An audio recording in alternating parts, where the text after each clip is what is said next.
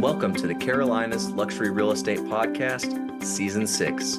For all those new or returning to the podcast, make sure to like, follow, and subscribe to stay up to date on the latest episodes. And please feel free to follow the link in this episode to all our past seasons and explore all the great luxury real estate content. On today's episode, we are talking about fly fishing in Highlands, North Carolina. I'm your host, Sam Sparks, and joining me to discuss this topic is Pat Gleeson, an experienced agent with Christie's International Real Estate, Highlands Cashiers. Thanks for joining me today, Pat. Thank you, Sam. I appreciate it. Absolutely. And I'm happy to hear that we're not going to talk about real estate. We're just going to talk about fly fishing. Well, we have to fit a little bit of real estate in there. I hear you. And, we talked about it before the show. I already mispronounced Cashiers. Locals say Cashiers. I said Cashiers. So I know that's going to happen a few times today. So bear with me. No problem. Oh, perfect. Well, and again, we're glad to have, a founding Christie's agent on the show today, and really excited to talk about fly fishing in the Highlands Cashiers Plateau. Me too. All right. So, Pat, can you tell us a little bit about your background and what brought you to Christie's International? Sure. B, who is my wife and partner in real estate, we're a team here in Highlands and Cashiers. We started visiting here 25 years ago. And we'd come up, we were both in corporate in Atlanta. I was in the advertising business with mostly television and radio and outdoor advertising. And through those years, we just visited here all the time and rented a place. And every trip, I would make it my mission to fly fish a different stream across the plateau. So it's been my passion for a long time. I learned the sport up here through an instructor down in Sky Valley, and very quickly said, this is my passion. When I grew up in Minnesota, I was a fishing guide up in the Boundary Waters canoe area in my youth. So I did that until I had to make some money, and then I kind of quit the guiding business. But fishing has always been my passion, so it was very easy to discover this territory while I was doing my corporate stuff in Atlanta. Mm-hmm. Over the course of time, 25, almost 30 years, B and I looked at each other and said, some chapter of our lives, we've got to live in Highlands and Cashiers. Mm-hmm. So we kind of made that this silent goal that we had the whole time. And that came to fruition back in 2013 when I kind of got the call from a group that bought the Nantahala Outdoor Center over in the far western part of the state near Bryson City. And they asked me to come up there and run the Nantahala Outdoor Center for 2 years. And it's the largest whitewater rafting entity east of the Mississippi. They do all kinds of things like anything outdoors, kayaking. And my job was to take the assets of the Nantahala Outdoor Center and sell it to private schools, corporate groups, college fraternities and sororities, Boy Scout troops, kids camps. And we very quickly grew the business there by a couple of $1 million. And I said, I could do this for the rest of my life, but where I really want to live is Highlands, North Carolina.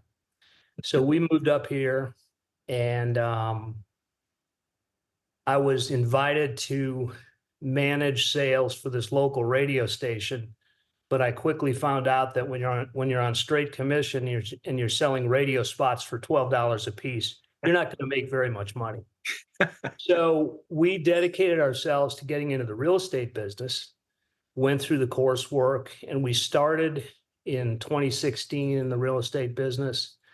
We ended up buying our own firm back in 2018 and ran that for 5 years. Eventually merged it with Sotheby's. And while I was with Sotheby's, I always knew about Christie's International. I always knew about Ansley, Atlanta. And one of our associates left Sotheby's and came over to Christie's. And he said, Pat, you really ought to talk to these guys. So we set up some meetings with Reed and Jonathan and Bonneau and Mhm. Doug and Cliff, and kind of met all the principals, and it just felt like the perfect place for us. So we joined almost a year ago now, August of 2023, and we've just loved every minute of it. Wow, that's quite the story.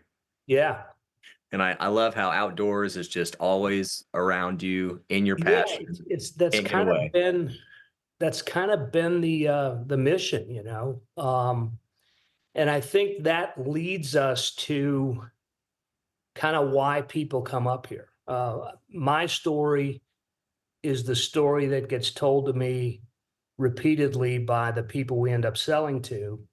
Um, and at some stage in their lives, they just go, we got to have a part of this. So Yeah. it's a fairly easy transition.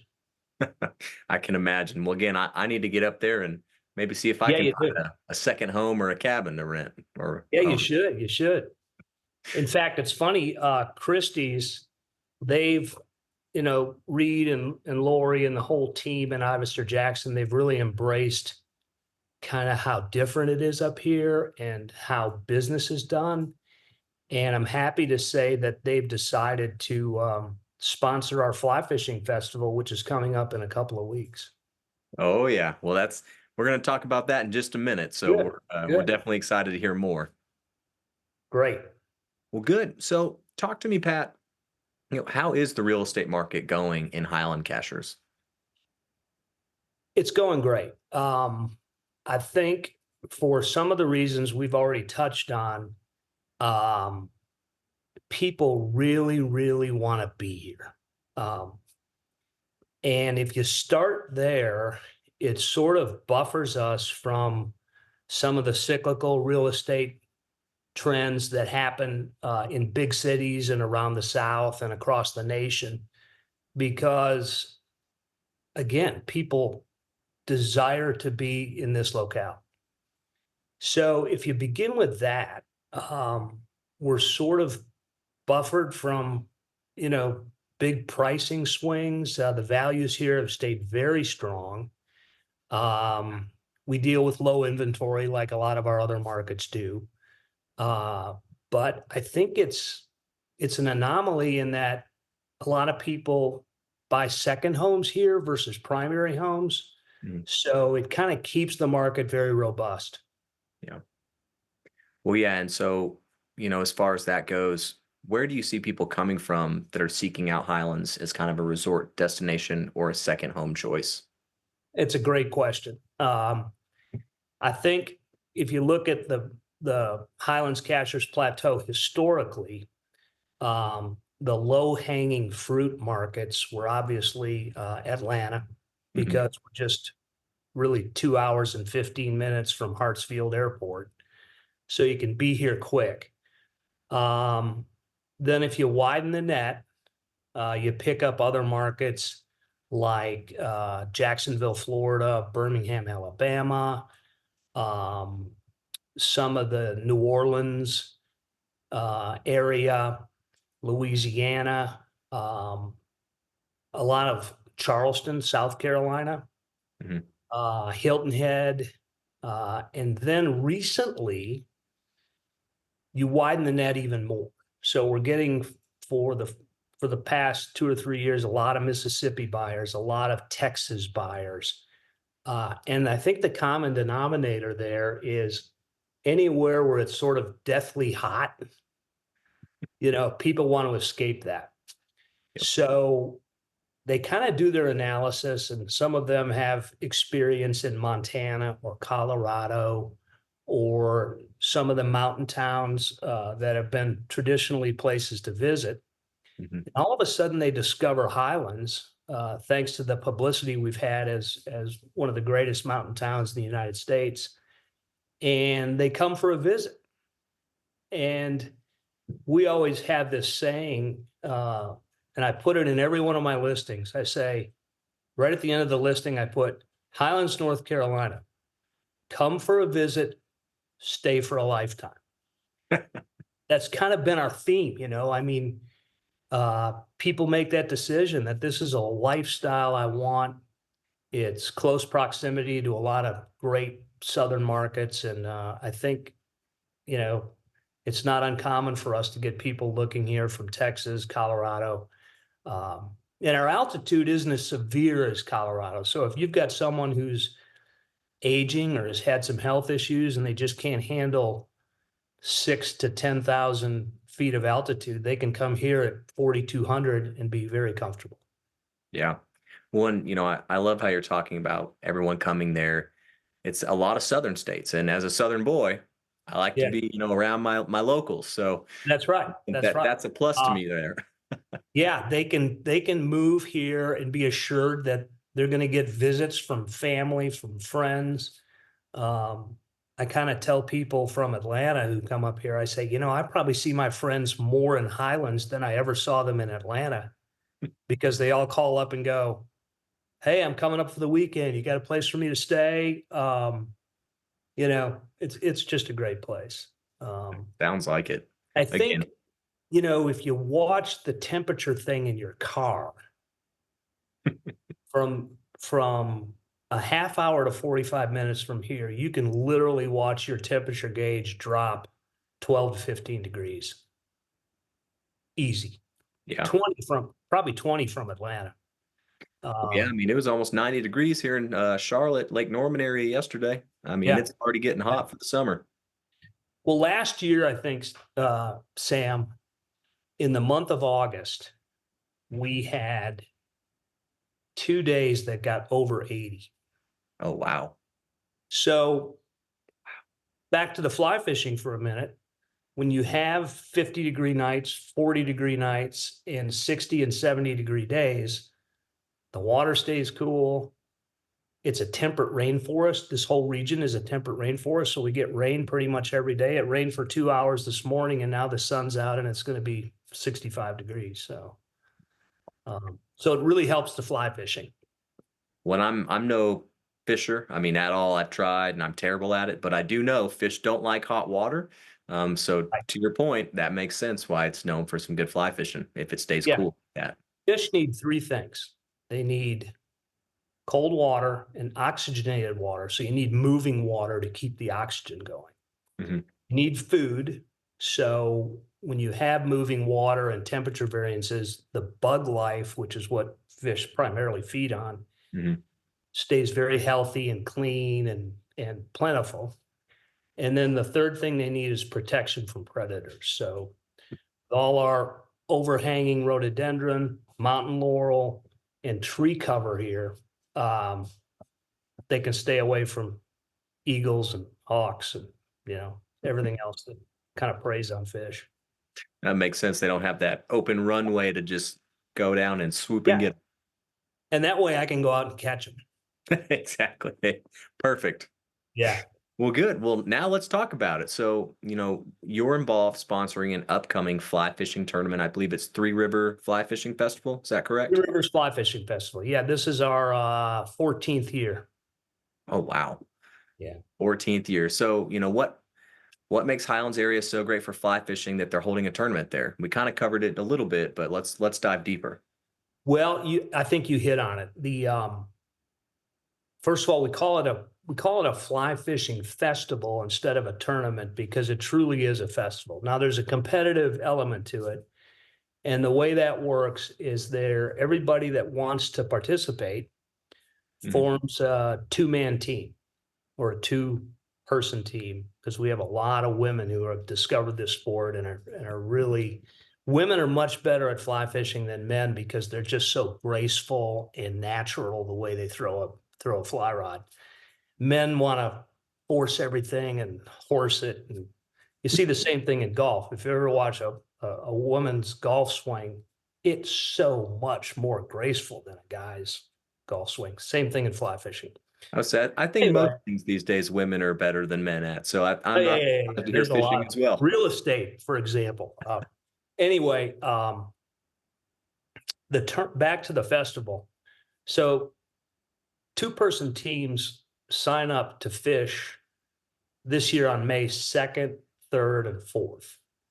Coming up. And those two-man teams, two-person teams, begin Thursday night with a big opening party, and we all get together, and the Old Edwards Inn, who's here, hosts a big cocktail party for us and hors d'oeuvres, and everybody kind of shows up, gets a big swag bag, and we introduce the rules and the territory in which you're going to fish.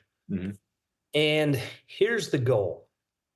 If you're a team, you're going to leave Friday morning at 6:30 a.m. You're going to meet for coffee and bagels over at the Highland Hiker. We've got a beautiful bag lunch that we give everybody, water. They go there, they get their licenses, and we tell them that they can fish anywhere in the footprint. Now, the footprint is comprised of 2,500 miles of fishable trout stream within 1 hour from where I'm sitting. So if you think about that, you can go anywhere on the plateau and fish. Over the course of Friday, you're given this measuring device that's basically a trough that measures about 30 inches. Every fish you catch in a stream gets measured in that trough. You release the fish back into the water, and then you record the stream you were on, the type of fish it was, whether it be a brook trout, a rainbow trout, a brown trout, or any other species that you might catch. You record the number of inches of that fish into your iPhone, or we give everybody a log sheet. So that happens all day long on Friday. Then we all meet at the smokehouse on Friday night. You turn in your scores. Everybody has a cocktail and dinner. And so that's day one.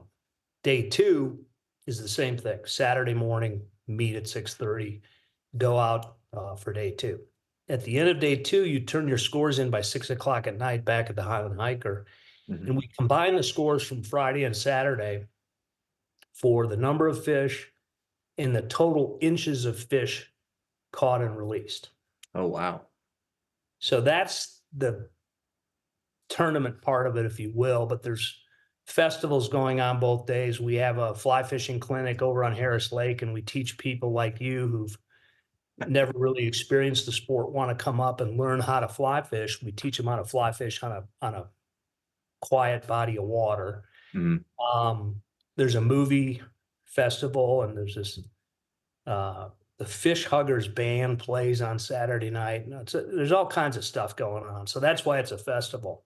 Right. The cumulative scores at the end of 2 days are then awarded. The winning team is awarded the Jack Cabe Cup. Jack Cabe was a local fisherman who developed this fly called the Jack Cabe hopper. Everybody gets 2 of those hoppers before they go out and fish. And we dedicate his name to the winning team. Last year, the winning team caught over 2 days 180 fish that measured a total of 2,600 inches. So the fishing's incredible because of the time of year and just the amount of fish in these streams. It's just fantastic.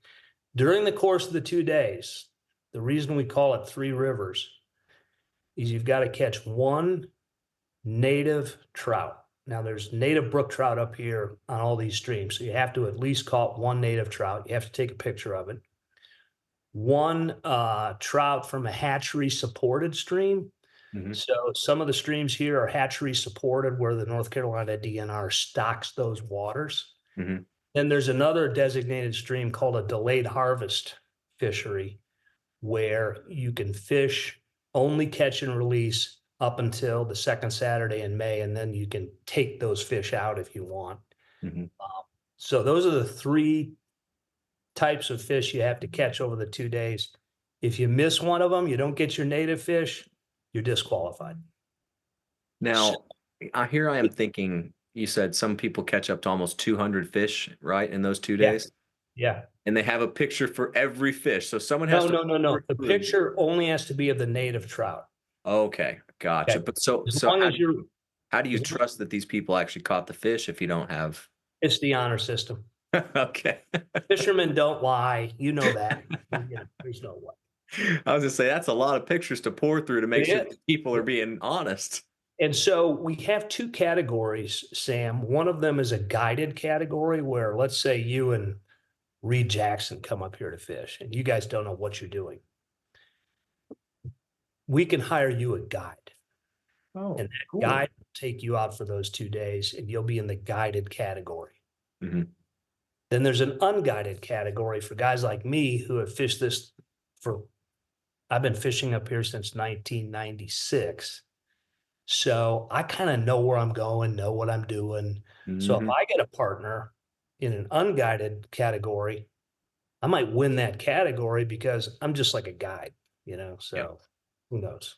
In fact, makes some sense. people have tried to hire me as their guide, and I say, no, thanks. I'm in the real estate business. Oh gosh. But I did go out, and this is a great example. B keeps encouraging me. She says, Pat, every day you got to take a day off. We work way too hard. You need to fish every single Wednesday. So last Wednesday, I did a little work till about 11 o'clock, threw my stuff in the car, drove to the upper Nantahala River, which is about an hour from here. Mhm. And in 2 hours, I caught maybe one of the nicest brown trout I've ever caught, probably 21-inch brown trout, Wow. 2 rainbows and 1 brookie. And then the rain dumped on me and I left. But my point is, you can take an afternoon or you can take a morning and really enjoy fly fishing up here with no sweat, Um, Quite so literally, because it's not too hot, right? It's it wasn't comfortable. hot at all. In fact, I was a little cold, to be honest with you. But, Oh, most of this water is 52 degrees, Sam. So yeah. it's not where you want to go in there with just boots on and no waders because you'll freeze to death. So, Yeah. yeah, Yeah, it's I don't great. even get in the water here at 52 degrees in April. No Yeah, way. yeah, excuse me. But it's great. It's great. Well, that's awesome. I mean, it sounds like a great festival. I'm sure Yeah, lots and of vendors. You said music, Christie's is food. sponsoring. Reed and Lori are coming up to enjoy the party part of it. I don't know if they're going to fish, but I told them, I said, there's got to be somebody in one of our offices who likes to fly fish. So please send them because as a sponsor, we get a free team in the festival. Mhm. And I think just finishing up on that festival, and this is probably the most important part, 100% of the proceeds for the team, it's only $500 a team. So they pay an entry fee. Excuse me, I'm nursing a cold. No, sorry. But I think the beauty of it is 100% of the proceeds goes to the Highlands Scholarship Fund here locally. In That's fact, you great. write your check out to the Highlands Scholarship Fund. Christie's wrote their sponsorship check out to the Highlands Scholarship Fund. Love it. Last year, we raised $35,000 for the scholarship fund. This year, our goal is 40. I think we'll hit it. And the reason that's set up is every student that graduates from Highlands High School gets a scholarship.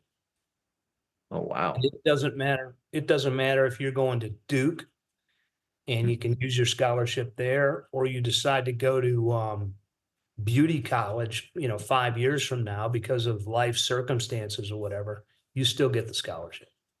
Wow, that's really great. It's fantastic. Yeah. Yeah. And again, how many teams generally enter into this We've, tournament? we've had a lot of discussion about that. We generally have 25 to 30 teams. Okay. And I love that number because it keeps it very intimate. We've got 7 teams of guys from the Coca-Cola Corporation in Atlanta Mm-hmm. that come up here every year and fish this thing. The beautiful thing about Coca-Cola is your entry fee of $500, Coca-Cola Corporation matches it 3-1. So if we've got 7 teams from Coke, it's like having 21 teams monetarily. So we have executives from Citibank in New York who fly in here for this tournament. Mm-hmm. We have every year the word kind of gets out. So we've got a lot of new teams. We've got Mhm. a lot of local residents that love fishing in this thing. The mayor of Highlands fishes in it every year with his kids. Well, of Uh, course. yeah, I mean, it's become a family, so to speak, and it's stayed intimate. And here's the reason I say that. If we tried to grow the thing to 50 teams, I think we'd lose a little control and the intimacy of it. Yeah. And the guy that used to own the Atlanta Falcons, Rankin Smith, he fishes in it every year. In fact, this year he's hosting the closing party at his beautiful mountain lodge, about 10 minutes from town. Oh, nice. So there's a lot of local flavor and passion around this fly fishing festival, and that's why I'm just so glad that Christie's chose to get involved.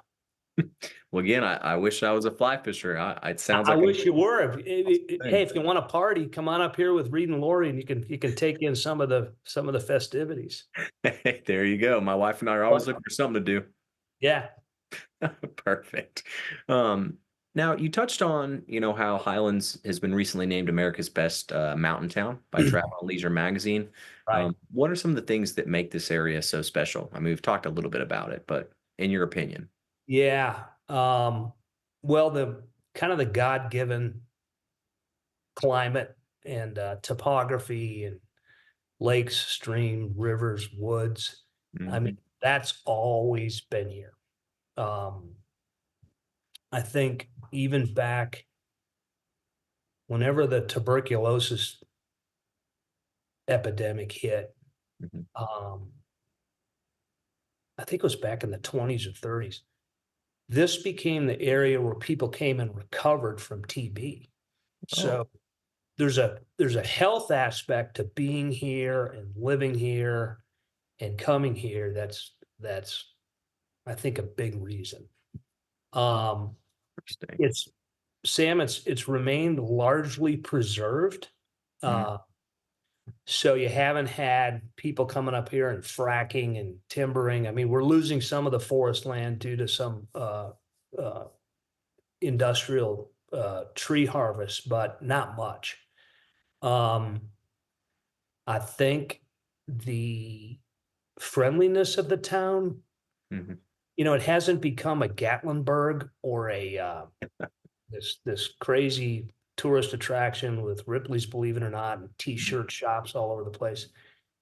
There's a mix of retail, restaurant, lodging, Mhm.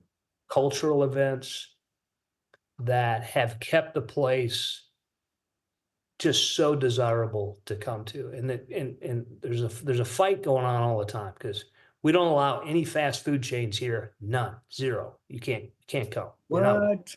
Yeah. Um, I'm doing a small development downtown here with a guy from Atlanta. Bonneau's helping me kind of get this thing done. Mhm. They won't let us put condominiums in downtown Highlands. Really?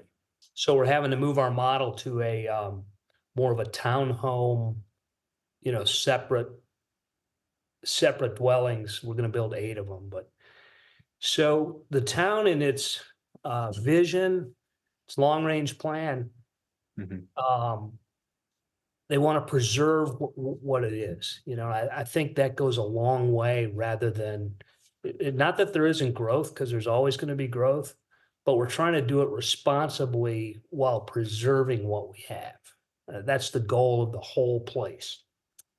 So if you start there, it remains a place that, when people read Travel and Leisure, they go, well, I got to go check this out. And they come here and they just go, they're just amazed.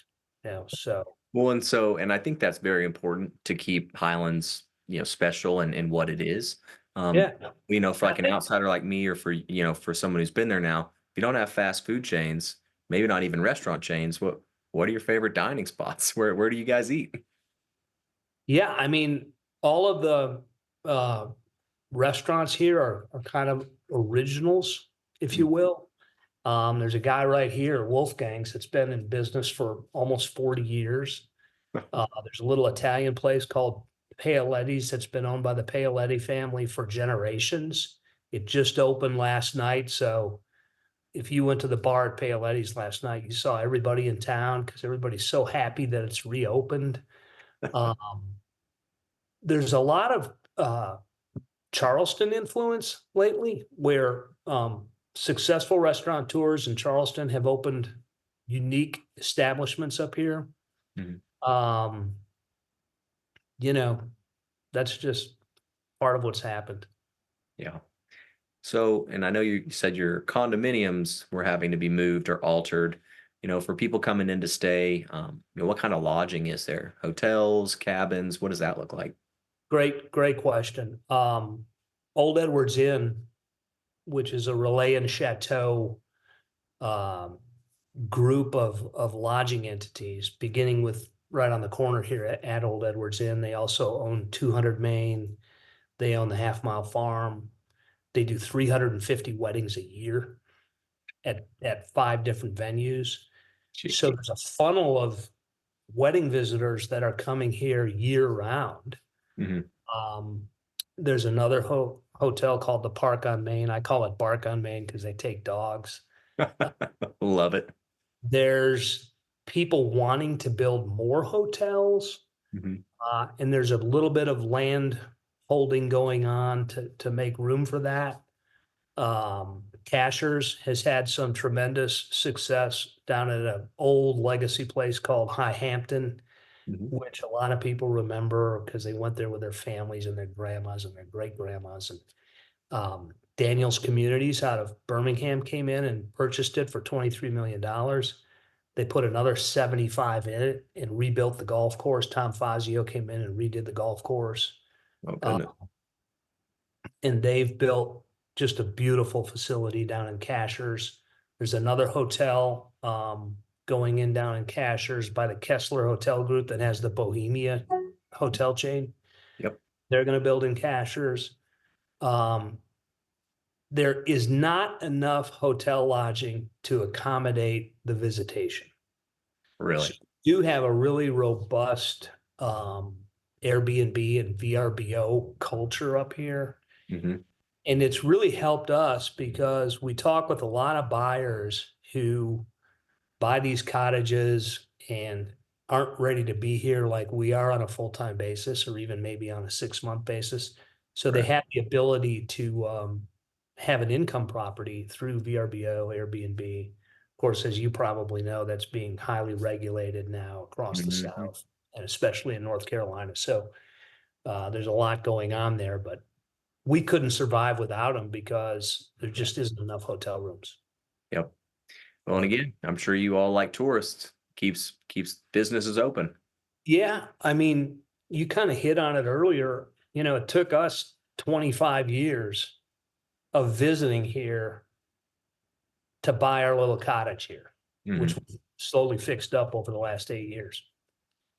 If you take that individual component, I guess I'm a slow learner because it took me 25 years, but I'm not kidding you, Sam. All of us in this office have worked with people for a year, 2 years, 3 years, and in some cases even longer Mhm. before they take that step into a purchase. Yeah. Because if you think about all those people in all these towns, they've got kids in the whatever city they live in at various stages, doing different things. Life just hasn't given them that opportunity yet, but they keep visiting. Mhm. So when we form a relationship up here with somebody walking down the street, or somebody that walks in the office, or we meet them in a restaurant, or we meet them in a fly fishing festival, that's the beginning. Yep. And I think our attitude has been, if you can nurture that relationship and continue to educate them about what's going on up here, Mhm. someday they're going to buy. It's not a question of if, it's just a question of when. Yep. So that's how we look at it.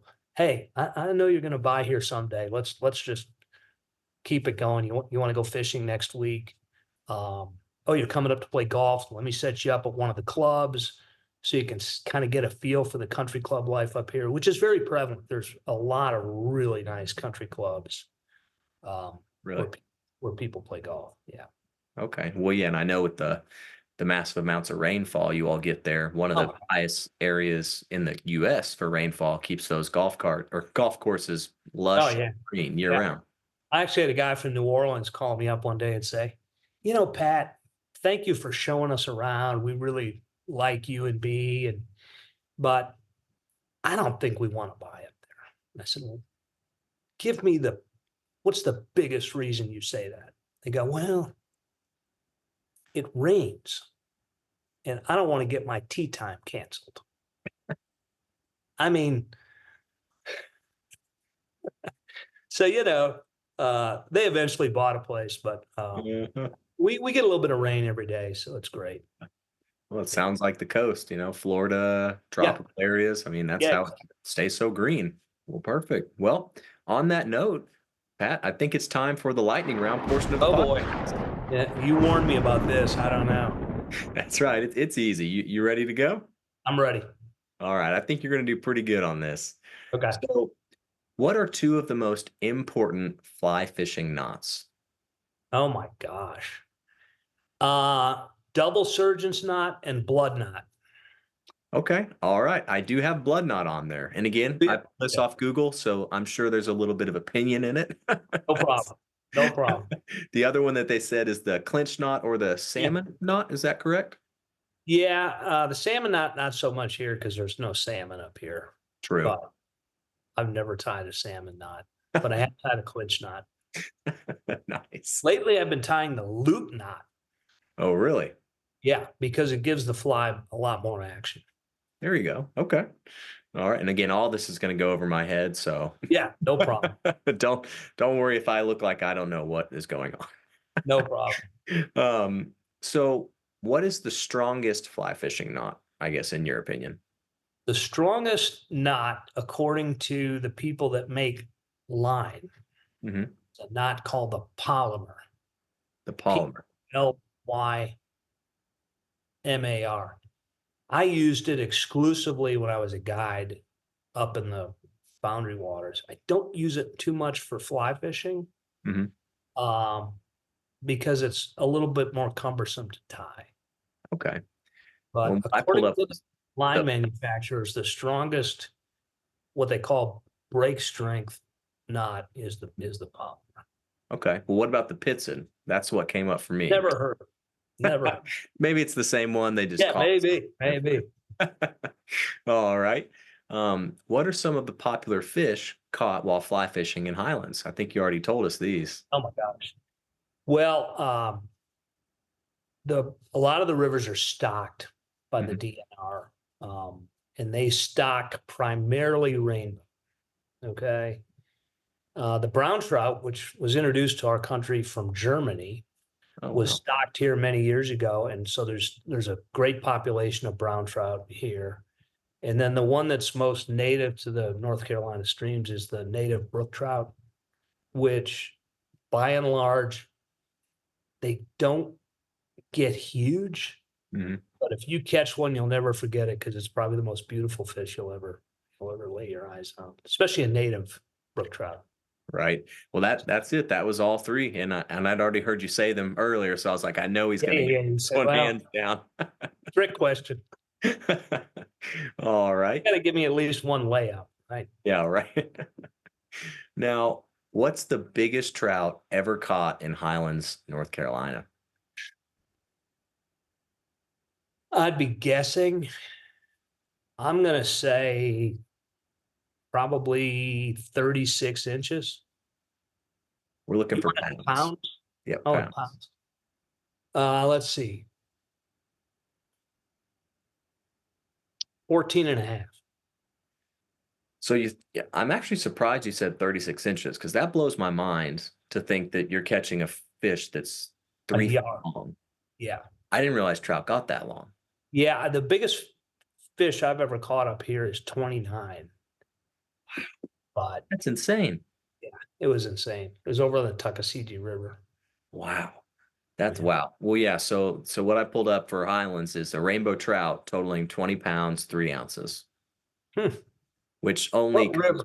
slightly behind one of the Did it biggest trout. mention? Did it mention the river? It might have. I forgot to put that in here on my notes. You're like, where's that one? I'm going to go there. Yeah, exactly. Exactly. All right. Well, last question. I think you'll probably get this one. What is the standard length of a fly fishing rod? Ooh, good question.